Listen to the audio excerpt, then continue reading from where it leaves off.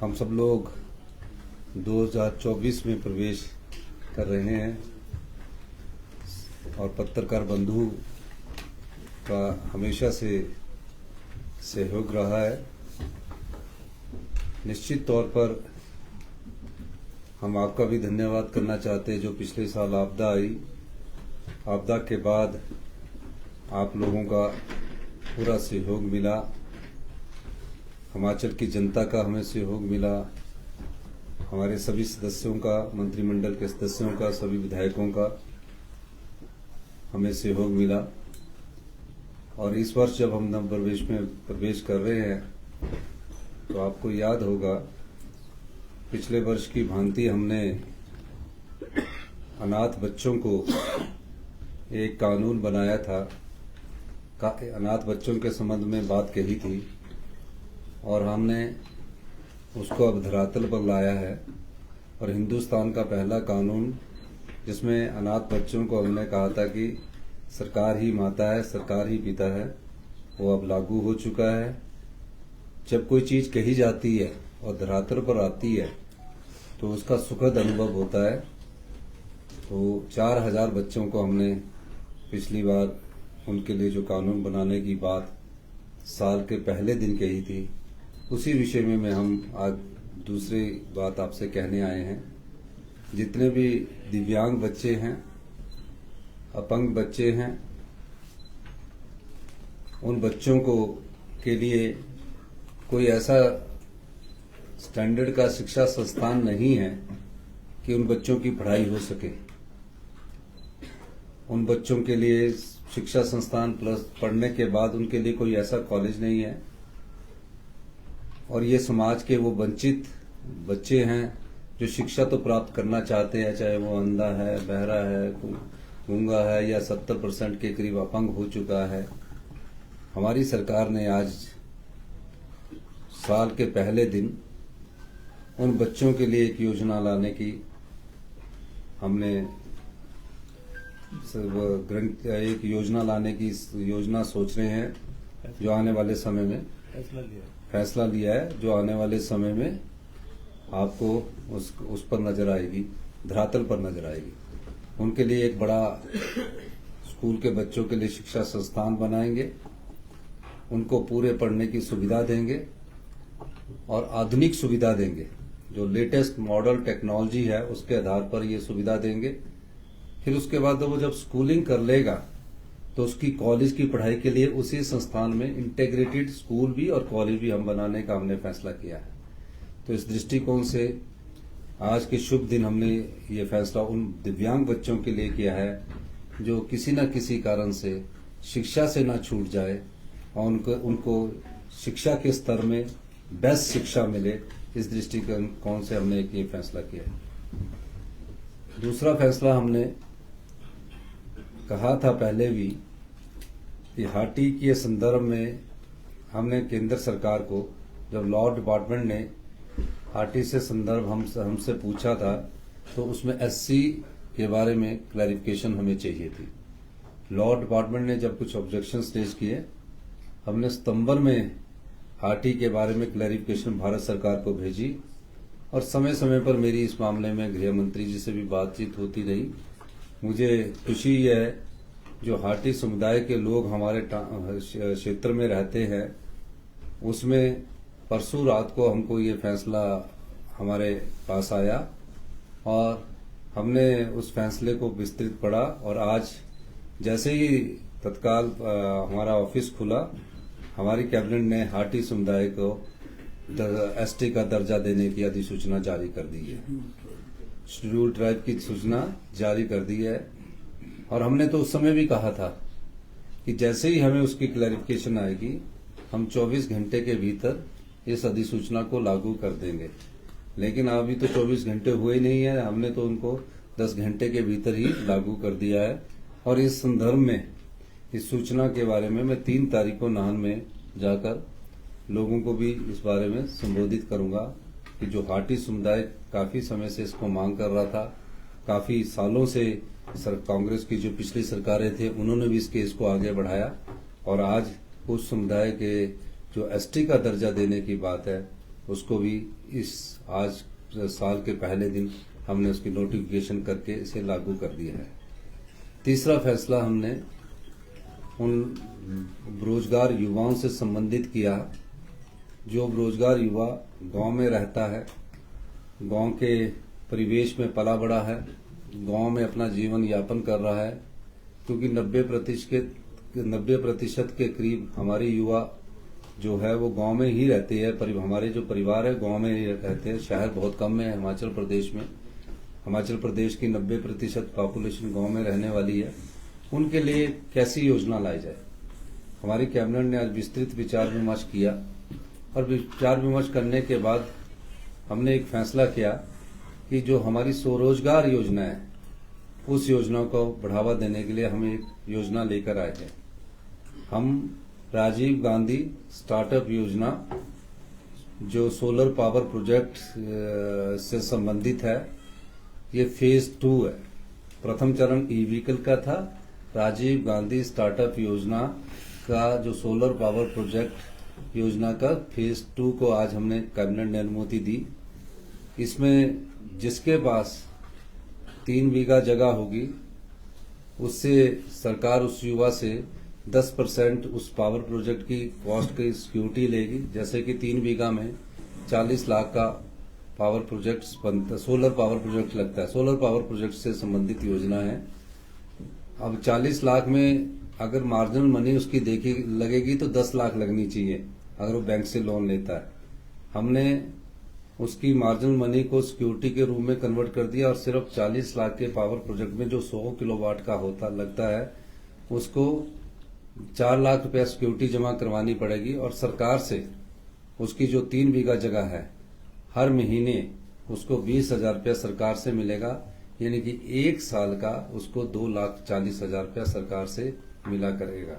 ये योजना इसलिए लाई गई है, कई हमारे युवा साथी मैं कई बार जाता हूँ, देखता हूँ, चंडीगढ़ में देखता हूँ, दिल्ली में देखता हूँ, कई प्रकार की हॉस्पिटैलिटी सेक्टर की जॉब वो करते हैं। तो मैंने उनसे पूछा कि आपको कितना पैसा मिलता है, तो कहते हैं कि हमें 14,000 मिल रहा है, 15,000 मिलता है। तो मैंने उनसे पूछा कि आपके घर में कितनी जगह है, तो कहते हैं हमारे पास 3 बीघे भी है, 5 बीघे भी है, 10 बीघे भी है, 10 कनाल भी है, 20 कनाल भी है। तो मैंने उनसे बात की और उनसे बात करने के बाद हमने पाया कि कई युवाओं के पास पैसा नहीं होगा। अगर उनके पास जगह है तो पैसा नहीं होगा, तो अगर वो अपनी जगह देते हैं तो सरकार की तरफ से उसे 100 किलोवाट का पावर प्रोजेक्ट लगाने के लिए 20,000 रुपया पर मंथ मिलेगा। अगर वो 250 किलोवाट का 200 किलोवाट का लगाता है तो उसको 40,000 रुपया पर मंथ मिलेगा। अगर वो 500 किलोवाट का लगाता है, उसके लिए 10 बीघा जगह चाहिए, तो उसे 1 लाख रुपया पर मंथ मिलेगा और साल का उसको 12 लाख रुपया मिलेगा। 1 लाख की कॉस्ट हुई उसकी। अगर उसको 500 किलोवाट का प्रोजेक्ट लगाने के लिए उसको 2 करोड़ रुपए खर्च करना पड़ेगा। 2 करोड़ तो खर्च कर नहीं सकता, और 2 करोड़ में अगर वो 25% भी मनी ले तो भी वो 50 लाख रुपया नहीं लगा सकता, लोन नहीं उठा सकता। तो लोन जो इक्विटी है वो सरकार वहन करेगी, यानी कि उसको सिर्फ सिक्योरिटी जमा करवानी पड़ेगी। और जो 2 करोड़ प्रोजेक्ट होगा उसमें 20 लाख रुपया 10% सिक्योरिटी जमा करवानी पड़ेगी।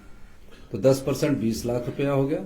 उसको हर साल 1 लाख रुपया बिजली बोर्ड सरकार की तरफ से उसको मिलेगा। इसके लिए 240 करोड़ रुपए की उन युवाओं को जो गांव में रहता है रोजगार देने के लिए सरकार की तरफ से इक्विटी बिजली बोर्ड को दी जाएगी। वो इक्विटी सरकार की तरफ से दी जाएगी और उसे 25 साल तक अगर उसने 500 किलोवाट का लगाया, 100 से 500 किलोवाट के लिए योजना है, सोलर पावर प्रोजेक्ट की योजना है। अगर उसने 500 किलोवाट लगाया तो 500 किलोवाट में उसे 12 लाख रुपया साल का मिलेगा और ये 25 साल तक मिलता रहेगा। तो ये योजना सिर्फ स्वरोजगार की तरफ बढ़ने के लिए ये दूसरा चरण है। इसी राजीव गांधी स्टार्टअप योजना का भी तीसरा चरण भी आने वाला है। हम चाहते हैं कि ग्रामीण अर्थव्यवस्था को मजबूत किया जाए। गांव की अर्थव्यवस्था कैसे मजबूत होगी? जब गांव के युवा साथियों के हाथ में रोजगार आएगा। हमारे यहाँ जमीन भी कम है। अगर हम जमीन कम है तो अगर वो जमीन में कई बार बंदर फसलों को नष्ट कर देते हैं, लोगों ने फसल उगाना भी बंद कर दिया है, तो वो अपनी जगह सोलर पावर प्रोजेक्ट के लिए दे सकते हैं और उनका पैसा कम लगेगा, लेकिन उसकी मेंटेनेंस जो है उसके उसी आदमी को करनी पड़ेगी जिसकी जगह में ये सोलर पावर प्रोजेक्ट लगेगा। तो प्रत्येक परिवार से एक व्यक्ति को सोलर पावर प्रोजेक्ट लगाने के बाद जिसके पास जगह है उसको इस योजना का लाभ मिलेगा। तो ये 3 योजनाएं आज हमने हिमाचल प्रदेश के युवाओं के हित में, हिमाचल प्रदेश की जनता के हित में और जो दिव्यांग है उनके हित में हम ये 3 योजनाएं लेकर आए हैं। और आज के शुभ दिन पर हम इन तीनों योजनाओं का शुभारंभ करना चाहते थे। इस शुभ दिन को नववर्ष के शुभ दिन पर हमने इन 3 योजनाओं का शुभारंभ करने की फैसला किया है और इसके लिए मैं अपने सभी मंत्रिमंडल के सदस्यों का बहुत धन्यवाद करना चाहता हूं और जो हाटी के हमारे सिरमौर के जो लोग ट्रांसगिरी की हैं उनको भी बहुत बहुत मुबारकबाद देना चाहता हूं कि हमारी सरकार ने जैसे ही हमारे पास नोटिफिकेशन आई हमने कहा था आपको हमने हाटी एसटी का दर्जा हाटी समुदाय को उपलब्ध करवा दिया है, जिसकी विधिवत घोषणा भी नोटिफिकेशन भी हो गई है और विधिवत घोषणा 3 तारीख को जो मैं नहाना आऊंगा वहां मैं करूंगा। आप लोगों का बहुत बहुत धन्यवाद। जय हिंद। अच्छा, एक और हमारी सरकार ने फैसला किया कि हमारी सरकार ने ये फैसला किया कि 8 तारीख से हमारे सभी मंत्रिमंडल के सदस्य हर एक अपने अपने विधानसभा क्षेत्र में जाएंगे। सभी विधायक हमारे अपने विधानसभा क्षेत्र में जाएंगे। 8 जनवरी से लेकर 12 फरवरी तक हमारा एक कार्यक्रम चल रहा है, सरकार जनता के द्वार और गांव के द्वार। हाँ, सरकार ये जो कार्यक्रम है ये जनता के द्वार, सरकार गांव के द्वार। तो सरकार गांव के द्वार का कार्यक्रम हमारा 8 जनवरी से शुरू हो रहा है, जिसमें सभी हमारे विधायक जो है, सभी हमारे पार्टी के जो कंटेस्टेड कैंडिडेट है वो हर एक पंचायत में एक दिन में 2 पंचायतों का दौरा करेंगे और जो हमने 1 साल में जो कार्य किए गए उन कार्यों का उल्लेख करेंगे और जो भविष्य में हम उन योजनाएं आत्मनिर्भर हिमाचल के लिए बना रहे हैं उनके बारे में भी वो चर्चा करेंगे। हम चाहते हैं कि हम आत्मनिर्भर हिमाचल की ओर बढ़े। इस दृष्टिकोण से हमने कई नियम परिवर्तन किए हैं, कई व्यवस्थाएं परिवर्तित की है। तो आत्मनिर्भर हिमाचल की दिशा में हमारा सरकार गांव के द्वार कार्यक्रम की शुरुआत 8 जनवरी से शुरू हो रही है और 12 फरवरी तक ये कार्यक्रम हमारा चलेगा। सभी विधायक अपने विधानसभा क्षेत्र में रहेंगे। इस क्षेत्र में हमने क्या 1 साल में किया, किस प्रकार की आर्थिक तंगी के बावजूद 86,000 करोड़ रुपए का कर्ज होने के बावजूद 10,000 करोड़ की लायबिलिटी होने के बावजूद भी सरकार ने जनता के हित में कई अच्छे फैसले किए। यही नहीं, आपदा से निपटने के बाद आपदा में भी कोई स्पेशल रिलीफ पैकेज ना मिलने के बाद भी हमने आपदा से जिस चुनौती से लड़ा उस चुनौती का हमने सामना किया। और आपने देखा कि पिछले दिनों लास्ट रात में पूरे हिमाचल प्रदेश में चाहे धर्मशाला था, चाहे कुल्लू था, चाहे मनाली था, चाहे शिमला था और विंटर कार्निवल के साथ हमने पर्यटन को फिर अपने पांव पर उभारा है।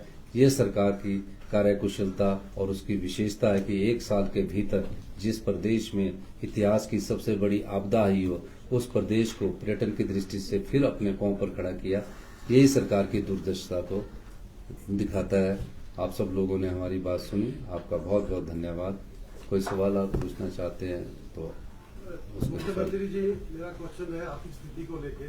सबसे पहले तो आप सबको नववर्ष की बहुत बहुत शुभकामनाएं कि जब आपके जो प्रशासनिक अमला है तो ये प्रतिनियुक्ति पर पूरा दिल्ली में भी बैठते हैं, पूरे देश में जाते हैं, इधर भी आते हैं, तो क्या ये आर्थिक स्थिति को लेके जो ग्रांट है ये मामला नहीं उठा पा रहे या राजनीतिक इसमें समस्या पैदा हो रही है? नहीं, जब हमारा राजस्व भी 100 रुपये और खर्चा 170 रुपये है, 70 रुपये की पूर्ति के लिए हमें कहाँ से 70 रुपये करने हैं, उसके लिए हमें कई चीजों से गुजरना पड़ता है, कई प्रकार के कर्जों से हमें आगे आना पड़ता है, कर्जे को चुकाने के लिए भी कर्जा देना पड़ता है। तो इन सब दृष्टि से जो भी हमारी आर्थिक योजनाएं हैं जो दिल्ली से मिलनी चाहिए उसको तो हम करते ही है, लेकिन अब किस प्रकार की योजना है, क्या हमारी प्रदेश की भौगोलिक स्थिति के हिसाब से ठीक भी है, उस दृष्टि से भी हम देखते हैं। अब भारत सरकार ने हमारे पर जैसे कि 3 साल में पहले एक्सटर्नल बोरिंग क्या होती थी, मैं आपको कुछ एक स्पष्टीकरण देना चाहता हूँ। इससे पहले जो एक्सटर्नल बोरिंग थी, जैसे कि एडीबी प्रोजेक्ट था, वर्ल्ड बैंक प्रोजेक्ट था, जायका प्रोजेक्ट था, उस पर कोई लिमिट नहीं थी। हमारी सरकार पर 3 साल में सिर्फ 2900 करोड़ रुपया खर्च करने की लिमिट लगा दी गई है। यानी कि वर्ल्ड बैंक हमें, जायका हमें, एडीबी हमें, एएफडी हमें, और भी जो एक्सटर्नल बोरिंग होती है 2900 करोड़ से ज्यादा नहीं ले सकते। अब हमारे कई ऐसे प्रोजेक्ट है, 2700 करोड़ का हमारा टूरिज्म का प्रोजेक्ट है, रोप बेस का 1500 करोड़ का प्रोजेक्ट है। तो 3 साल में, यानी 1 साल में हम 900 करोड़ की एक्सटर्नल बोरिंग ले सकते हैं। तो जो फाइनेंशियल हालत पिछली बार नहीं थी, पिछले जब से कांग्रेस की सरकार है तो काफी कुछ आर्थिक हालत में पाबंदियां लगी है।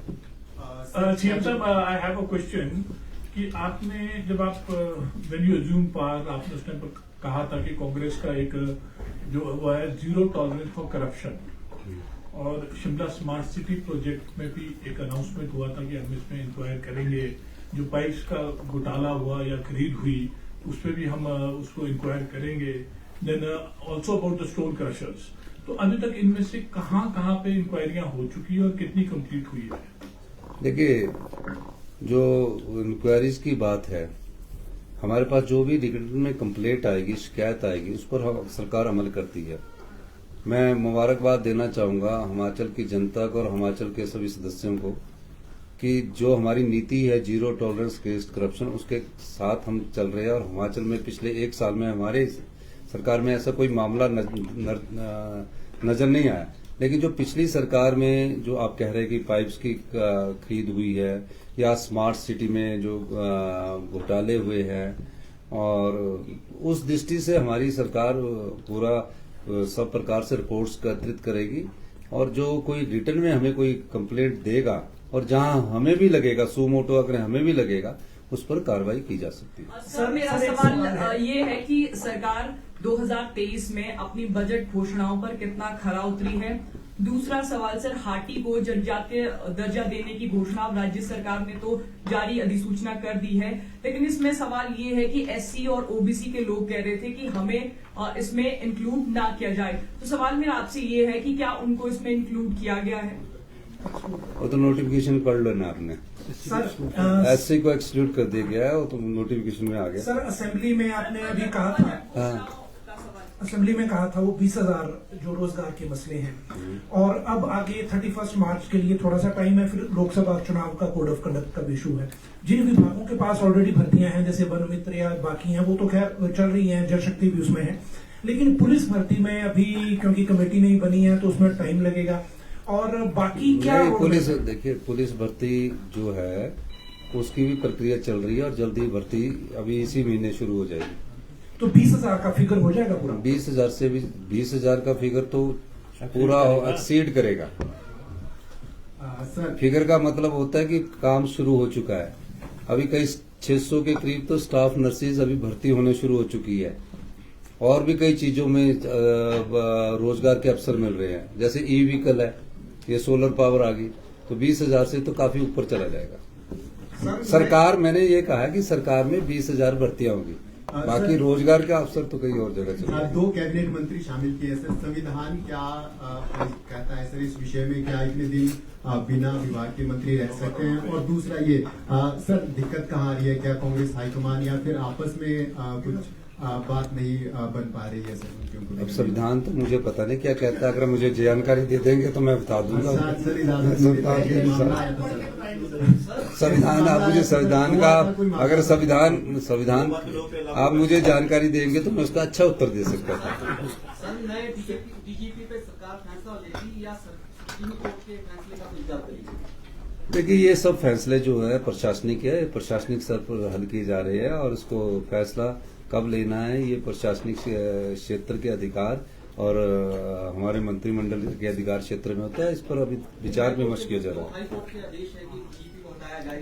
हाँ, उनके देखिए, हाई कोर्ट के सभी आदेशों का पालन करना हमारा दायित्व भी है, और हाई कोर्ट ने जो आदेश दिया उस पर किस प्रकार के उन्होंने आदेश दिए उस बारे में मुझे अभी कॉपी आज ही मिली है, तो मैं इसको पढ़कर कोई फैसला करूंगा ना। धन्यवाद। सर, लोकसभा चुनावों के लिए ये चर्चा चली है कि भी कोई नेता आगे नहीं आ रहा चुनाव लड़ने, कोई इंटरेस्ट नहीं, रुचि नहीं दिखा रहे एक आज चर्चा चली है कि जो लोकसभा के चुनाव है उसमें बाद एक चर्चा का मुझे बताइए कहा नहीं, अगर कोई चर्चा चली तो बताओ तो सही में, फिर उसका जवाब अच्छा देगा। Thank you. बजट घोषणाओं का आप उत्तर नहीं दे पा रहे हैं लंबे समय से। बजट घोषणाओं पर सरकार एक वर्ष में कितना खरा आप बजट घोषणाएं सबकी सब पूरी की जा रही है। आप भी थोड़ा सा बजट घोषणाओं की जब हम बोलते हैं कैबिनेट की मीटिंग होती है उसको जरूर पढ़ा कर। बजट घोषणाएं हो रही है।